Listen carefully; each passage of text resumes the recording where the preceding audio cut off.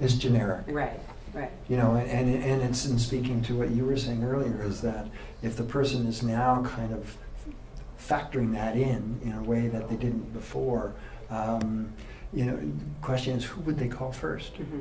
You know, so it's kind of which channel would they be looking at to be informed about it? And it's more likely to be the lawyer to start and ask about, is this okay? Mm-hmm. And then we'll search.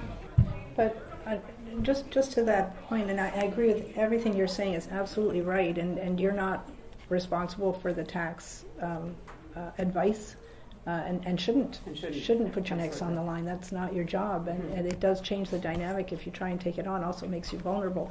But having said that, if you know what vehicles and opportunities are there, mentioning it and saying, look, I know that there's this opportunity out there. I can put you in touch with people. You can have your tax advisors, accountants, and lawyers look at this. That way, you show that you're current on what's out there.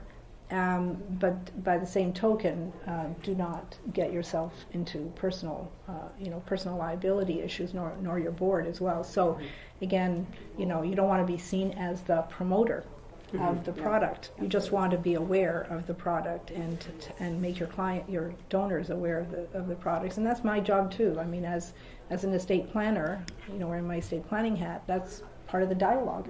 You know, I say to my clients who have expressed an interest in philanthropy, well, you know, here are options. Do you want to pursue them? And then I'll put them in touch with you, Marilyn, or you know, if they don't want to do that, private company share giving, I talk about options, you know, with respect to their private companies, which they never thought about. So that's what I see as my job. I think your job would be to say there are things out there. And you know, I've participated in many talks with charities where they bring in their high net worth donors, and we just talk generally about what's out there.